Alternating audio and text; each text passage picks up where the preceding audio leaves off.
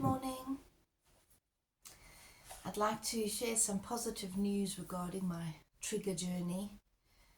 One of the very deep issues that's probably been there most of my life that I haven't realized. I've recently really felt that there's been like a release and a sense of this trigger lifting. Obviously, I don't really know until further triggers may happen, but I did have one thing that happened which would usually have triggered me, which didn't, and that was like a sign that some healing has happened and really encouraging. And I just want to thank the Lord and give him all the glory, because it was in prayer and just asking him to put things in my heart, sometimes even without asking, that he revealed a few little things to me, and also through his word and through some of what I've been reading and looking up. So today I just want to do a really brief overview of a little bit of a method, but always remembering that the Holy Spirit is individual. With each person there might be a different way that he heals and prompts and guides. This is more of a basic guide, which I think anybody would find out if they looked up how to deal with triggers, or if they went to see a therapist or such. But I do want to bring in obviously what the word says, and then also what our next question is. So the basic guide is saying, if you have your trigger, acknowledge it.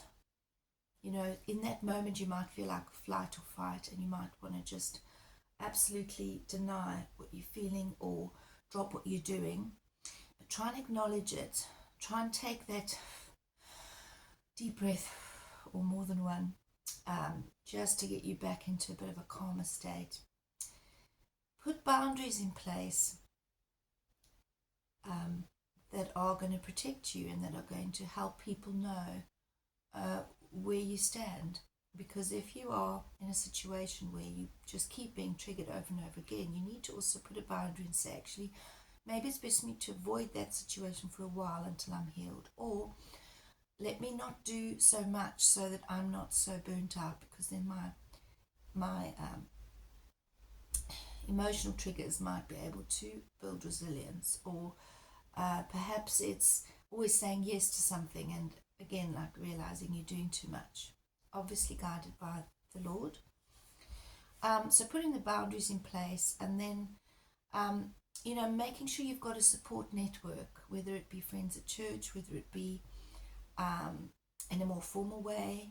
Perhaps you have a counselor, professional counselor, pastor, but some kind of support network, because triggers obviously continue. But a little bit like that bell that goes back and forth, they can settle down, and then it's almost like that bell, a rope gets pulled again. But I'm trusting that through healing, the triggers can become less and not be felt with the same intensity. So we've said acknowledging the triggers, and in that acknowledgement, trying to see where they're coming from. Let the Lord reveal to you what is the source of the trigger. It might be a few different situations from your past. And then we've said about, taking a deep breath and trying to just have a moment where you can sort of get into a calmer space. Setting boundaries as guided by the Lord. Obviously, getting into that calmer space might also mean meditating on the Lord's scriptures. And let me just get you. What I wanted to also mention is, because the brain stores these memories, and it almost seems like a separate part of your main memories.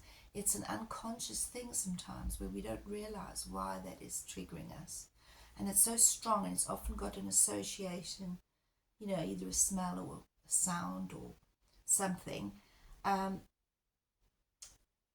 that the brain keeps a record of these threatening experiences.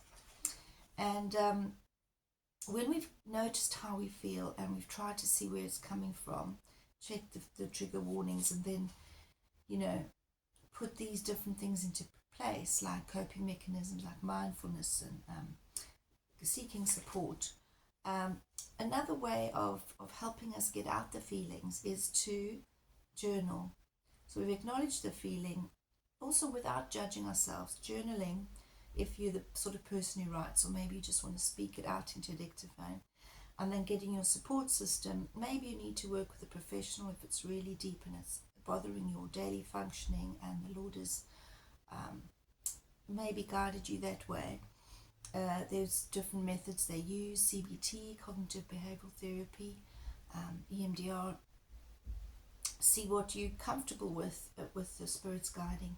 And then obviously taking care emotionally going forward, that you're not exhausted, that you're eating well, sleeping well, all these basic things that can obviously exacerbate a traumatic response.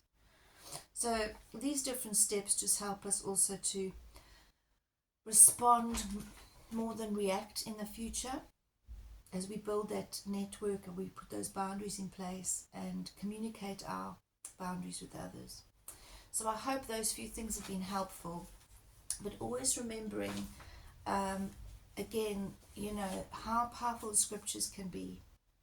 So recently we look back at what we might consider as being traumatic in our life, because often we accept things as normal, but looking back you start realizing, no, that actually wasn't normal. So our next question, as I say, we're not working through this book as such, but we are looking at some of the questions. We looked at what stage of healing we were at, and also what have you done in the past that's worked and what hasn't worked. So you might have had a do-it-yourself approach. Certain things in there may have worked.